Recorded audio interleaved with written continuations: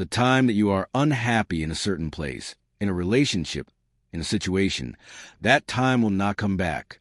That time will not come back.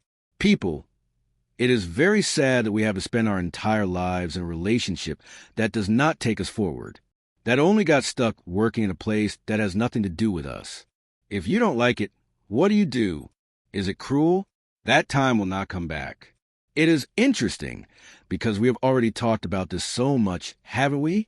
I believe that you yourself, in your conversations, from time to time talk about this difficulty that you are having. As I speak, you think about what you experience, about your difficulties. I also have a daily observation, and it has become increasingly intense in me. I would like to share with you. I believe, my people, that we become happier, if we can say it that way.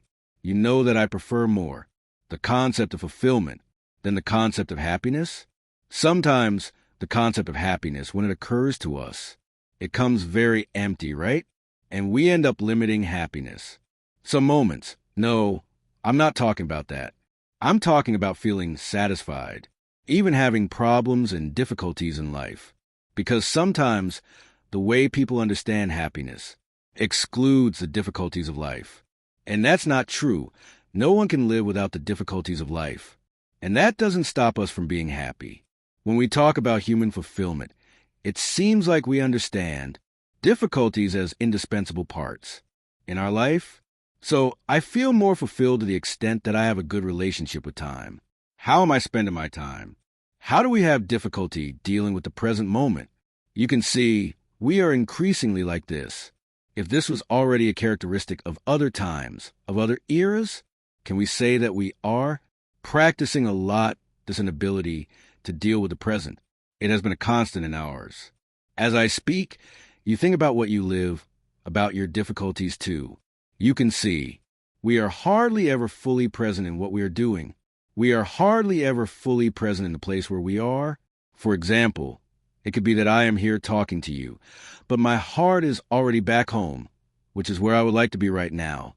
And because I am anxious to get home, I end up not doing well what I'm asked to do now.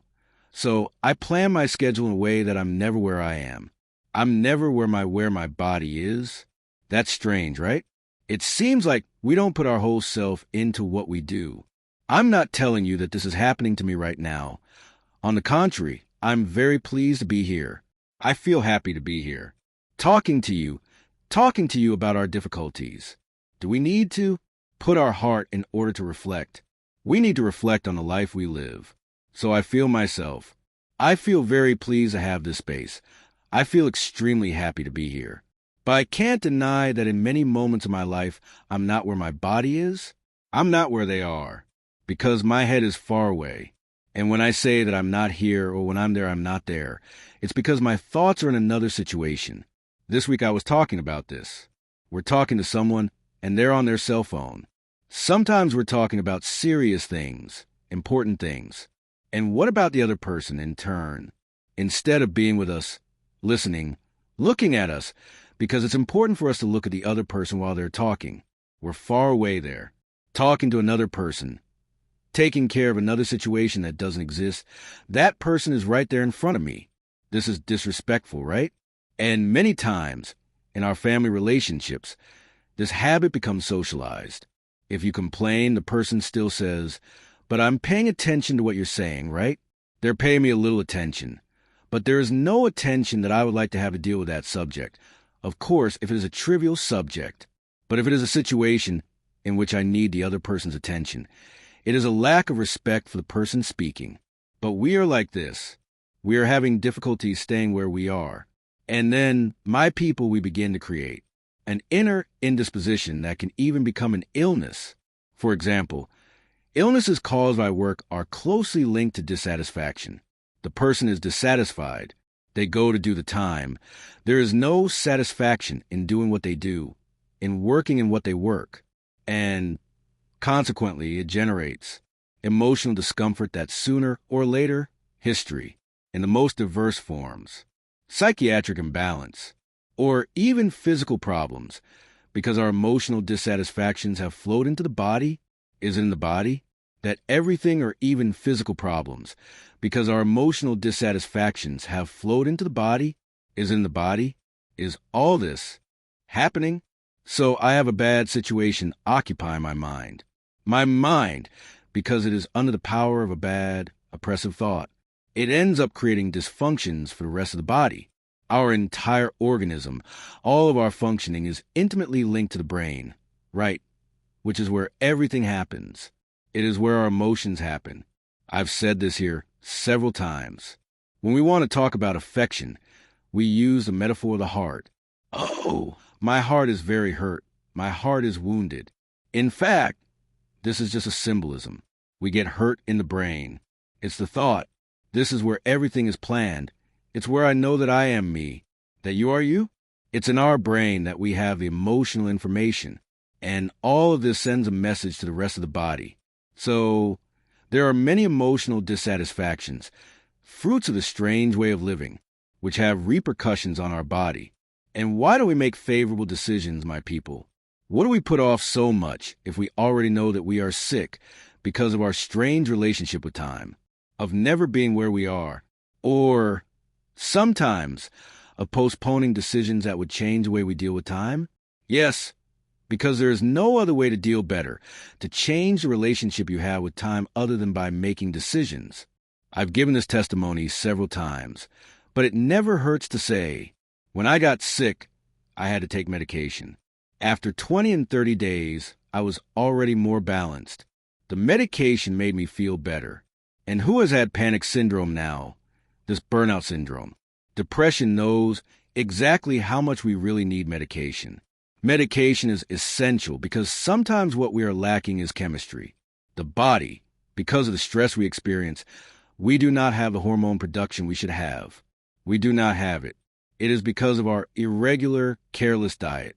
We do not have the necessary nutrients precisely because we do not have physical activity, because we do not produce enzymes. It is the necessary hormones for well-being, because the entire body is driven by hormones. Hormones to wake up, hormones to be happier, hormones to sleep. We are a mechanism regulated all the time by a hormonal production that is the first to suffer when we have a period of stress. So me, I can be sick because of a lifestyle. My lifestyle is making me sick. If I eat badly, if I don't sleep well, your delay, my rest, your neglect, my rest time doing things that could wait. If I don't make an effort to schedule a moment for physical activity, for taking care of my body, it is very likely that sooner or later I will receive the bill. I will get sick because chemically I become disorganized. And everything is in our chemistry. Our organism is very intelligent. My friends, we produce chemicals for everything.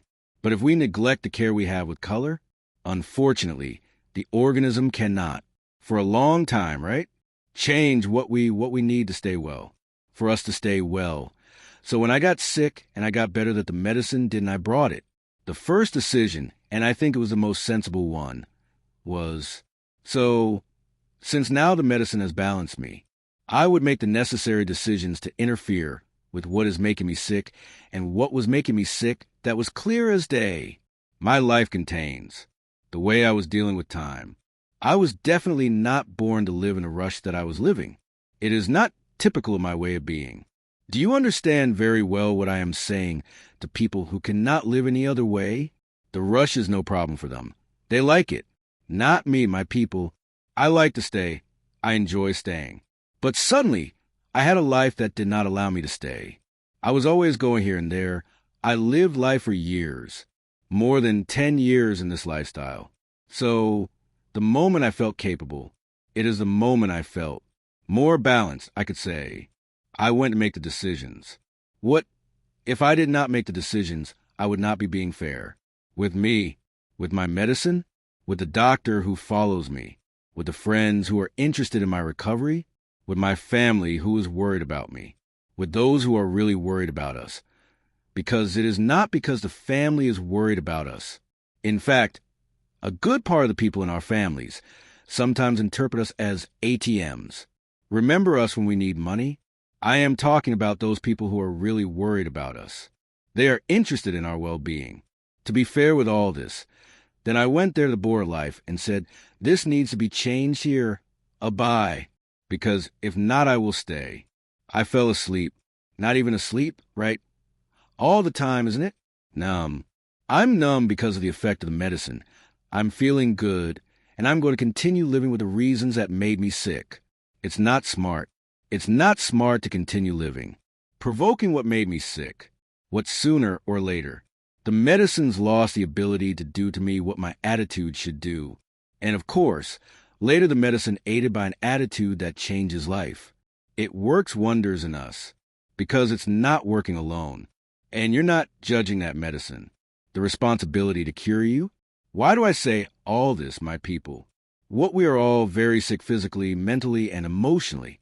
Physical illnesses, emotional illnesses, spiritual illnesses that are also linked to our life, complete in these psychic ones, because our dealings with time. Somewhere out there, are we neglecting? Or because we don't have time to take care of ourselves? Or because we are imposing a burden on ourselves? Work we were not made for, a life we were not made for? Why is it so important for us to know how to manage? I need to update my identity.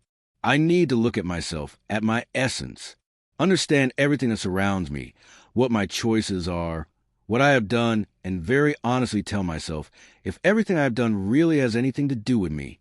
I cannot spend my days and my time being in a place that has nothing to do with me.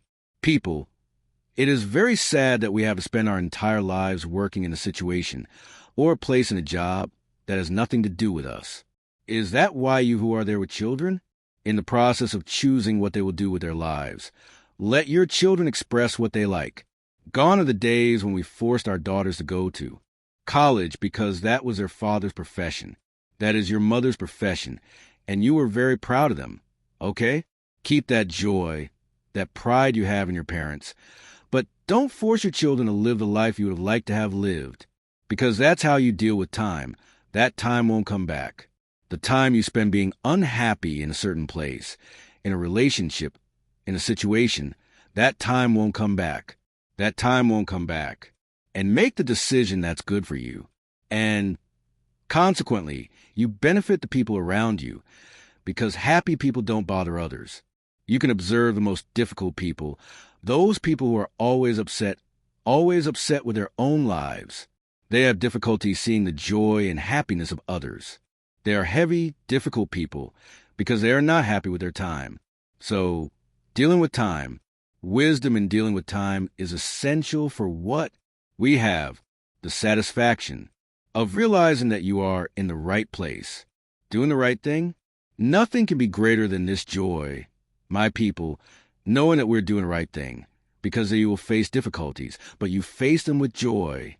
If you chose a profession that you really like, it is not even that it will make you happier, because sometimes people want a profession that will give them more financial results. To do this, they give up happiness.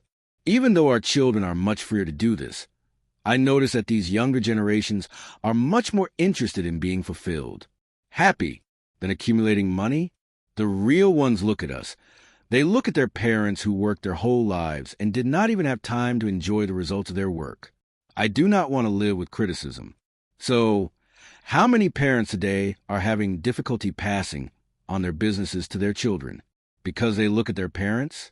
They observe how they lived during the time they had that company. They realize that they were not happy because they were managing to have money for this, for that. They look at it like, I don't want that for myself. No. The transition is very difficult. That sometimes our children are looking at our way of living. They are having a lot of wisdom, a lot of sensitivity in realizing that we didn't know how to deal with time. And they don't want to make the same mistake, and they are right. Don't be ashamed if you suddenly realize that you need your child's advice. He is freer than you. He is in a better position to help you with advice than you are to him. Sometimes the roles are reversed. There is no problem.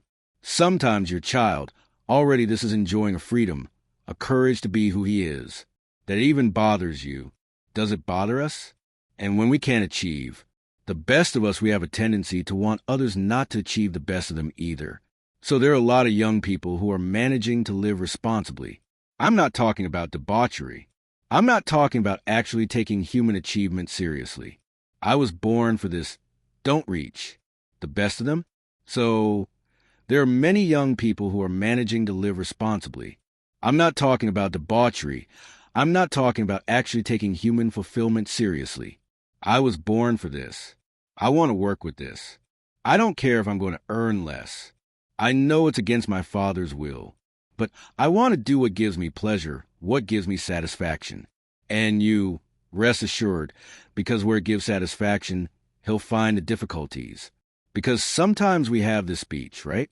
Then they want what is easiest. No, it is not. Even when we are happy, we have difficulties. But they are difficulties, right? It is one thing for me to have to face the challenges of my profession, of my way of life. And am I happy like that? It is another thing for me to live the challenges of situation that is not mine, that is not for me, that has nothing to do with me. Then yes, it is double suffering. So, my people, let's be careful. God wakes us up to this all the time, so that we are the right people in the right places. And is it worth it? We should reflect on this every day before going to sleep. Today I was who I could have been. Today I did what I really had to do. I was honest with myself. I sought the best part. I was honest in wanting, in fighting, in working, in overcoming difficulties to be able to take my place. This is an indication of networks, human action. When we realize that we are overcoming difficulties that make sense. They are sufferings that make sense. Why are they? Contributing to our growth, measuring our Christianity. There is no ruler to know how much we are already Christian, but there are some interesting indicators for us to pay attention to. One of them is the quality of our friendships. We have good friends. We make good friends. What I find interesting is that sometimes the pilgrimage is a happy opportunity to make friends, because there you meet people who may be living the same searches, and this greatly favors encounter. Yes, we become more and more demanding. It is with regard to relationships. The more we grow in God, the greater our sieve for relationships is that we will despise people. Isn't it that we will become arrogant, proud? No, on the contrary. Our experience with Jesus makes us simpler. And why do we become simpler? We also become blunt when it comes to saying what we want or don't want. There are people who sometimes make you feel that you can never tell the truth. You know that friendship, that close relationship, is no longer doing you any good, because that person only seeks you out to gossip. They always induce. Are they always bringing out the worst in you? I always like to give this example. A married man who wants to be faithful to his wife, his children, his family. He needs to know very well what he's hanging out with. Who are the companions? Let's say, who have influence over him? What if he wants to be faithful? Of course he can't let his guard down, right? Why let his guard down? People who are not at all interested in his fidelity, his family being covered and influencing him. So sometimes we, in our relationships, we do not always have the discernment to realize who should be closest to us at this moment in our lives. In the same way that when we are sick, we need to regularly see the doctors. Friendship is the same thing. When we are fragile 12, we really need to have people we trust by our side. I remember that this was what sustained me a lot. Being able to look around and recognize people I can trust, and trust is the fruit of time, right, my people? There is no point in wanting to trust overnight. That is why we need to be very careful. With the new ones who have arrived, isn't that what we're going to do? Close the doors to new friendships? Isn't that it? But you have to be aware if these who have just arrived are already worthy of you trusting yours. Trust is gradual. Even in this, we also demonstrate our anxiety, don't we? We want to stay from night to night. Friends, from night to day, we want to speed up time. What could be the risk? In this attitude? In this choice? When we talk about time and dealing with time, I really like this text from Ecclesiastes. You must have heard it many times. Everything has its time here in the book of Ecclesiastes, chapter 3. Everything has its season. There is an opportune time for everything under heaven, a time to be born and a time to die, a time to plant, a time to uproot what was planted, a time to kill and a time to heal, a time to destroy and a time to build, a time to cry, a time to laugh, a time to mourn, a time to dance, a time to throw stones and a time to gather them, a time to embrace, and a time to turn away from embraces, a time to seek and a time to lose, a time to keep and a time to throw away dot traces, a time to search and a time to lose, a time to keep and a time to throw away, a time to tear and a time to sow, a time to be silent and a time to speak, a time for love, a time for hate, a time for war, a time for peace. I find it interesting because the text, it takes the main verbs that are part of our lives and shows that between one achievement and another, there's a necessary time. It's the same when we cut ourselves. When you cut your finger, if you need a stitch, we will have time for healing, which is the body's time. It's the organism's time to gather all the elements of healing, and you will only be able to touch that thing there later, right? Again, after the scab falls off. If when it starts to heal, you go and touch it again out of curiosity, out of anxiety, do you delay the process? And sometimes we do the same thing with our issues. A person, for example, who needs to free themselves from an addiction, they have to go day by day. Sometimes it's not even day by Jimmy. We are hour by hour. When the addiction is very intense, we need to experience 1 hour at a time. I overcame the addiction to alcohol here now. During this hour, I managed to stay away from the company established and new, fight for the new, now, for this new, and so we go. If I think I'm already cured and I pick up the glass, sir, I'll just take a little sniff. He is. Sometimes we go back to square one. We do the same, and we notice it happening to other people. When are they trying to free themselves from abusive relationships? What is that abusive relationship? Let's take a simple example. That relationship that you know only does you harm. The person doesn't want the best for you. They use you all the time, cheat on you all the time, but you like them? Okay, but I can't free myself. I can't live far away because it is between the decision that you need to do something for yourself until the final result. There was a liberation for a while that you don't even know when it will be. The fact is that if you don't live the victory of each moment, you will never free yourself from that person. You will be eternally dominated by them. You will eternally live in that dominant relationship that does you harm, that is unfavorable to you. I remember that. I followed a case once of a girl who was very determined that she needed to end the relationship. Do you have any idea about her? She had already been beaten several times by her boyfriend. Physical violence, really? Not to mention the emotional violence, which was exactly what happened. It is to distance her from all her friends. At first, she was no longer having the bonds of friendship that she had. Peugeot highlights, with that friend who was once very close, left the distance, all because he imposed it. Little by little, he was sowing discord. He was going to talk bad about those people to her.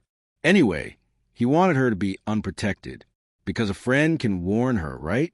Look, keep an eye on that new boyfriend you got. Can it hurt? The more alone a person is, the easier it is for them to get hurt sooner. And after he alienated her from all her friends, he started to alienate her from her family. And for me, that was the first step I took, because I noticed it was someone I knew. This thing doesn't work. And who loves us? They make sure we're together with the people we love. That's how I see my mother. For example, happy to know that I'm taken care of wherever I go, because my mother's love is true. It's different from a person who, when they see that I'm being taken care of by someone else, gets jealous. I'm not saying that my mother was never jealous, but the first move is always bad, right? Oh, how envious. I wish I was there doing this for him. But then comes love. No, but what a good thing. I'm not there. Is someone doing it for him? The feeling is possessive and unhealthy when you are not capable of thinking about the good that I need to receive when I'm there. Do you want only you to do good? So you keep depriving the person. That's not love for that. And when we realize that the other person is trying to distance us from the people who love us, we have to turn on a light, the danger light. Something is wrong. And that's how he managed to distance her from her friends. He managed to distance her from her family. And then, yes, he established a relationship with her, a relationship of great aggression, in all aspects of aggression, so that you can, all the consequences of the verbal violence, the emotional violence, and finally, the physical violence. I remember when I met her, I was one of the people she had stopped seeing, and since she was someone I really liked, I made a point of looking for her. At first, she resisted talking to me, and when I found her, a very serious argument had just happened between them. She was very fragile, and she cried a lot. She cried a lot, a lot, and she asked me for help. And I remember, my people, that the help she wanted so much was very simple. She wanted to build it inside herself. What is simple and at the same time difficult? She wanted, I remember, my people, that the help was. The one she wanted so much was very simple. She wanted it to build within herself what is simple and at the same time difficult. She wanted to build within herself the conviction that what he did to her was not heaven. Look how fragile a person becomes. She needed to hear from someone that what he did to her was not right. Why doesn't a person who loves do what he did? Look at what a person gets to when they are under the control of another, that which we call the kidnapping of subjectivity. I have a book about this.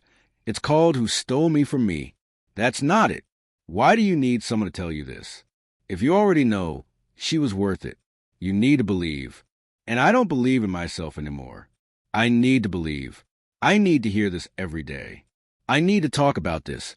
I need to talk to Liberdate about this, because I am aware that he hurts me, but I still don't have the strength to fight against it. And so it was, we met, right? Whenever we could, we would talk on the phone, so that she could start to strengthen her will within herself. The awareness that the life she was living was not fair. I remember, my friends, that from that decision until she was able to leave her boyfriend was more than 2 years. A long period, because she always relapsed, always in the same way, always in the same manner. When he realized that she was leaving, that she was freeing herself from that relationship, from that kidnapping that he had established for her, he played the victim. He said that he needed her, that he needed to talk to her, and he always had an excuse. Or was it a piece of clothing that he had forgotten at her house that he needed to get? Or was it something about his credit card that he owed her, I don't know what else? And he started to realize that he was right. He knew exactly how to move the pieces of the board. And she always fell for his story, and every time she did, because they got back together, then I need to go get a T-shirt that I'm sure is there. She would say, no, I'll send you a T-shirt. 10 minutes would pass, and he would be there at the end. Then, all affectionate, he was no longer the aggressive person he used to be. She would go back to square one. Then when she had the courage to tell me why she came back, because sometimes she didn't even tell me, I would find out from others, my God, she came back again. I asked, didn't I tell you? Why is he so different? I'm sure you won't. I knew you wouldn't believe him. I'd rather believe him again. Anyway, my people, everything is a result of a dependency that happened and of a person who is not able to live. The transition of liberation, because all liberation requires a period of transition. No one is freed from an emotional dependency, from a chemical dependency, overnight, just as we don't become addicted overnight. An abusive relationship doesn't happen overnight either. Little by little, the imposition will happen. And so she stayed in this rigmarole for 2 years. I remember, when was the last one? The last episode between the two. Even the police were called. He was very aggressive at her father's house. Her father wasn't there when that confusion started. That whole story, anyway. And I always said to her, if you don't have the courage to fix this relationship now, sooner or later, it will end in tragedy, that there is no more respect. She always says, but what can I do? I can't. Well, you can. You need to succeed. A little bit each day. Today you overcame his dependency. Just like I said before, when the dependency is deeply rooted within us, we need to overcome it minute by minute, hour by hour, day by day, so that later you can have the privilege of collecting months of overcoming. And sometimes, my people, the separation needs to be very radical. It's no use having the phone, so I blocked it on my cell phone. But you don't block it, but it does. Are there other ways to reach you? So I blocked it, and a while later I felt sorry for it. All ways of self-sabotage. Don't you know how to live the therapy of fear? The people of Israel, in order to reach the promised land, needed to live 40 years of transitional wanderings. The promised land was only possible because they crossed the desert, and the desert is not an easy place to cross. It's not pleasant to go through the desert, but when we think that the promised land awaits us, then we feel motivated to live day to day. We need to have our eyes on what we want to achieve, and it's not outside of ourselves. No, because sometimes we think too quickly when we talk about achieving something. We always talk about a financial result, a house we want to buy, an apartment, a job, a college we want to go to. These are not problems at all. We need to have our eyes on what we want to achieve. And it's not outside of ourselves, no, because sometimes we think too quickly when we talk about achieving something. We always talk about a financial result, a house we want to buy, an apartment, a job, a college we want to go to. It's not a problem. These material achievements are part of life, but we also need to pay attention to what we need to achieve. What do we want to achieve? I want to be a more handsome man. So, when I look to the future, I see Fabio much freer than he is today. Freer from what others think. From what others think. Sometimes we are so imprisoned that we are afraid of what others are thinking of us. What others are thinking of us. It doesn't make sense. What are the opinions that matter? Those that are committed to our truth. The people who are truly part of us. The council that we have established to advise us. To influence us. That is what. Does it make sense to pay attention? But we all in some way need to. Is there something to be achieved? Far away, not here now. It's not an apartment, it's not a house, but it's a way of being that I want to achieve. The girl begins. She knew that she needed to achieve liberation in herself, because the liberation from the boy who oppressed her was not outside of her, it was inside her here. A chemical dependency? Because yes, in the same way that a person depends on marijuana, depends on cocaine, depends on crack, we can also depend on each other. This is chemical dependency. Relationships can also be classified as toxic. A relationship that is addictive. I'm addicted to that person, just like a person addicted to cocaine. You know that cocaine is bad, but you can't stop using it. There are people who are addicted to others. You know, are you tired of knowing that that person is bad? Because being close to that person is toxic. It doesn't bring any benefits, but you can change.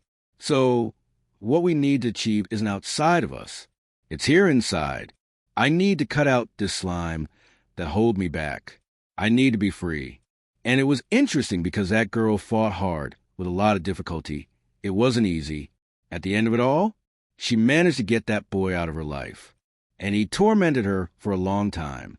But thank God, she was very strong, very aware that she had made the best decision, and she didn't regret it, no matter how much she suffered. And the suffering gradually diminishes, right? It settles down. No one is eternally terrified by that suffering of loss that they feel when they break up with someone they love very much. Love is dependent. I don't know what to call it. But the fact is that she was, at that moment, aware of what was beneficial for her. And she achieved, finally, freedom. And she was attentive to the new relationships that I told her this. Be careful, because sometimes it is your way of being that favors the abusive relationship. Have more courage to say what you don't like. She expressed her first verbal aggression. Stop right there. And then, look, if you're going to continue like this, I don't want you. Enjoy it while you're free, while you're not tied down, while you're not madly in love. And nip it in the bud. Set the limits that you think are fair. That's how we win. The process, my people, one day at a time. I know that sometimes we want things to be resolved overnight. That doesn't exist. Everything is a process. Everything will pass all the time through the cultivation of our expectations. And when do we know that we are on the right path? Is it worth living? Every minute of this wait. Why time? The one that stretches out before us will always be favorable. Those who want to arrive, thank you very much for your company. May God pour many blessings upon you. If you are in need of experiencing a break,